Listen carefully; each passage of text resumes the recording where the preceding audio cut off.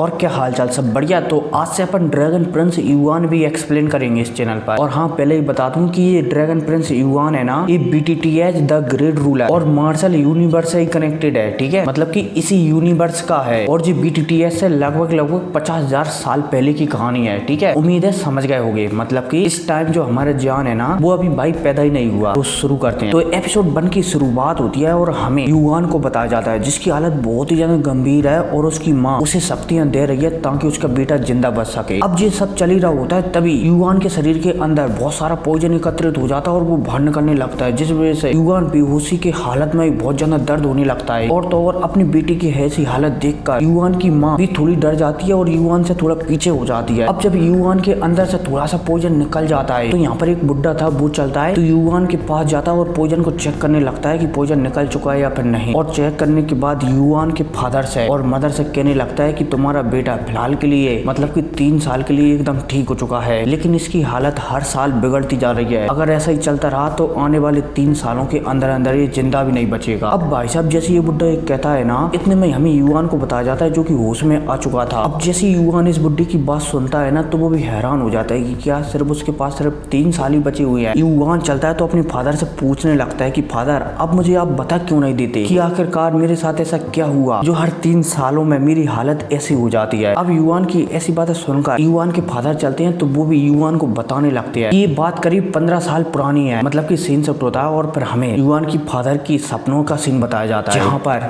Yuan का जन्म हुआ ही था तभी आसमान में एक गोल्डन ड्रैगन दिखने लगता है। और ये गोल्डन ड्रैगन बहुत ही ज्यादा खास होता है क्योंकि ये सदियों में कभी कभार ही देखने को मिलता है। और जब एक गोल्डन ड्रैगन दिखता है ना, तो वो बच्चा जिसका जन्म हुआ है वो बहुत ही ज्यादा पावरफुल होता है। तो बेटा, जब तुम्हारा जन्म हुआ था ना, तब तुम्हारे सिर के ऊपर गोल्डन ड्रैगन आया था, लेकिन उसी समय किसी कारणवश वो फैमिली को भी इसके बारे में पता लग गया था। तो वो फैमिली का लीडर चलता है तो उसने हमारी फैमिली पर हमला कर दिया। हमारे बीच और उसके बीच बोला जाए तो मेरे बीच और वो फैमिली के लीडर के बीच जमकर फाइट हुई थी, लगे तेरी। और उस फाइट में मैं बुरी तरह से इंजर्ड भी हो गया था। मतलब कि जो हमारा हीरो है ना, उसके फादर एक कहानी सुना रहे हैं। ठीक है, जिस वजह से वो फैमिली वाला लीडर चलता है तो इसने एक फॉर्मेशन बनाकर तुम्हारे अंदर से जो गोल्डन ड्रैगन आया था ना, उसे निकाल कर अपने साथ ले गया और साथ ही साथ तुम्हारी पावर ना बढ़ सकी, इसलिए तुम्हारे अंदर पॉइजन भी डाल गया। अब भाई साहब यह बात कहती है, सीन से होता है और दोबारा से हमें वर्तमान का सीन बताया जाता है, जहाँ पर युआन के फादर युआन से कह रहे होते हैं ये सब बात। अब जैसे युआन ये सब बातें सुनता है ना, तो वो बहुत ही ज्यादा गुस्सा हो जाता है कि उस वो फैमिली की वजह से मेरी सारी पावर बचपन में ही छीन ली गई, मैं उसे किसी भी कीमत पर नहीं छोड़ूंगा। इतने में यहाँ पर एक बुड्ढा चलता है तो वो युआन से कहने लगता है कि ये तो कुछ भी नहीं, तुम्हें अब तक बोला जाए तो अब तक जिंदा रखने के लिए तुम्हारी माँ ने बहुत सारी कुर्बानी दी है और अगर ऐसा ही चलता रहा तो तुम्हारी माँ 10 साल से ज्यादा जिंदा नहीं रह पाएगी, क्योंकि तुम्हारी उम्र बढ़ाने के लिए तुम्हारी माँ अपना 1 साल तुम्हें दे देती है। अब भाई साहब जब युआन यहाँ पर इस बुड्ढे की ऐसी बातें सुनता है ना, तो वो और भी ज्यादा गुस्सा हो जाता है और वो अपने फादर से पूछने लगता है कि मैं मेरी माँ के लिए क्या कर सकता हूँ। युआन के फादर चलते हैं तो वो युआन को बताने लगते हैं कि देखो, ऐसा नहीं है कि मैं कुछ नहीं कर सकता, लेकिन अब हमारी फैमिली की इतनी औकात नहीं है कि हम बहुत सारे ट्रेजरों का उपयोग कर तुम्हारी माँ की उम्र बढ़ा सके। अगर हमें ऐसा करना होगा तो हमारी फैमिली की औकात हमें बढ़ानी होगी। युआन भी समझ जाता है। इसके बाद यहाँ पर युआन के फादर चलते हैं तो युआन से कहने लगते हैं कि कुछ रास्ते हैं जिनकी सहायता से तुम पावरफुल बन सकते हो। युआन चलता है तो वो अपने फादर को जोश में कह देता है कि फादर मैं एक दिन पावरफुल बनकर बताऊंगा। अब यह कहते ही सीन शुरू होता है और फिर हमें एक क्लास रूम का सीन बताया जाता है, जहाँ पर युआन पढ़ने के लिए आया हुआ था, बोला जाए तो ट्रेनिंग करने के लिए आया हुआ था। अब यहाँ पर युआन की मुलाकात एक लड़की से होती है और इस लड़की का नाम मैं बाद में बताऊंगा। ठीक है, एक लड़की से होती है जिसकी युआन ने बहुत बार मदद की है। ये लड़की चलती है तो युआन को कुछ बताने लगती है। युआन चलता है तो इस लड़की से कहने लगता है कि 2 महीने बाद हमारा एग्जाम है और मैंने तो अभी तक उसकी तैयारी भी नहीं की है, तुम्हारी तैयारी कैसी चल रही है। अब भाई साहब युआन इस लड़की से पूछता ही है, तभी हमें पास में एक नल्ले को बताया जाता है, सॉरी मतलब कि एक स्टूडेंट को बताया जाता है जो कि हाथ में किसी प्रकार का टोकन उचका रहा था। और यहाँ पर युआन से कहने लगता है कि फ्रेंड मेरी तैयारी तो पूरी हो चुकी है। अब भाई साहब जब हमारा युआन इस बंदे को देखता है ना, तो इतने में एक और बंदा आता है और वो युआन से कहने लगता है कि इस लड़की की तैयारी मतलब कि इस नल्ले की तैयारी पूरी नहीं हुई थी, इसने ना आपकी फ्रेंड मतलब कि इस लाल बालों वाली लड़की से फाइट की है और ये लाल बालों वाली लड़की हार गई है, जिस वजह से इसका टोकन इस लड़के के पास पहुंच गया है, बोला जाए तो इस नल्ले के पास पहुंच गया है, इसलिए इसका जो भी टोकन था ना वो पूरा हो गया है। अब भाई साहब जब हमारा युआन यहाँ पर इस बंदे की ऐसी बातें सुनता है ना, तो वो इस नल्ले से शर्त लगा लेता है कि मेरे पास भी एक टोकन है, अगर तुम मुझे फाइट में हरा देते हो ना तो ये टोकन तुम्हारा हो जाएगा, वरना तुम्हें इस लड़की का टोकन वापस करना पड़ेगा। अब जब ये नल्ला यहाँ पर युआन की बात सुनता है ना, तो वो तुरंत हाँ में कर देता है, मतलब हाँ में सिर हिला देता है, क्योंकि वो जानता है कि युवान बहुत ही ज्यादा नल्ला है, इसलिए वो आसानी से युवान को हरा सकता है। अब इसी के साथ सीन शिफ्ट होता है और फिर हमें छोटा सा मैदान बताया जाता है जहाँ पर युवान और जिस सामने वाला नल्ला ठाड़ा हुआ था, मतलब कि इसका नाम नल्ला नहीं था और कुछ था, ठीक है। अब ये बंदा चलता है तो युवान के ऊपर हमला करने के लिए आगे बढ़ने लगता है। युवान चलते हैं तो वो अपने दोनों हाथ आगे करते हैं और कुछ क्रिस्टल चमकते हैं। अब जब यहाँ पर इस नल्ले का मुक्का युवान के हाथों में लगता है ना, तो यहाँ पर एक टन की आवाज आती है और जो बंदा था ना ये पीछे फिरता हुआ चला जाता है। हालांकि युवान भी पीछे होता है लेकिन 2-3 कदम ही पीछे होता है। लेकिन अब युवान चलता है तो इस बंदे में एक मुक्का जड़ देता है। हालांकि बंदा भी बोला जाए तो नल्ला भी हमारे युवान के मुक्के पर काउंटर मुक्का करता है, लेकिन युवान का जो शारीरिक बॉडी थी ना वो पावरफुल थी, इसलिए बंदा पीछे फिरता हुआ चला जाता है और हमारे युवान के एक ही अटैक में पूरी तरह से जख्मी हो जाता है। युवान चलता है तो इससे उस लड़की का टोकन छीन लेता है और उस लड़की को दे देता है। अब इसी के साथ सीन शिफ्ट होता है और हमारे युवान और युवान के फादर को बताया जाता है। युवान के फादर चलते हैं तो युवान को एक जगह पर ले आते हैं और जिस जगह होती है ना ये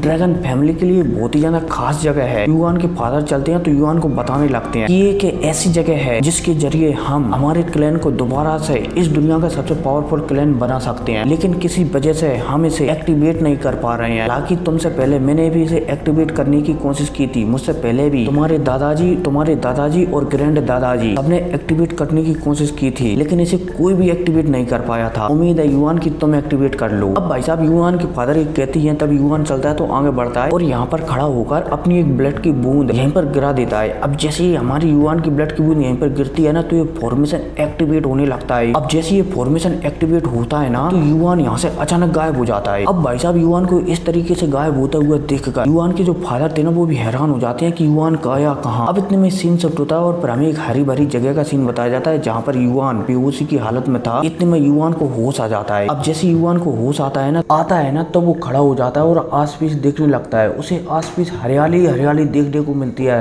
युवान हैरान हो जाता है कि आखिरकार वो आ कहाँ पर गया। और फिर इसी के साथ मतलब कि युवान के कंफ्यूजन के साथ ये एपिसोड खत्म हो जाता है। तो मिलते हैं अगली वीडियो में। Take care.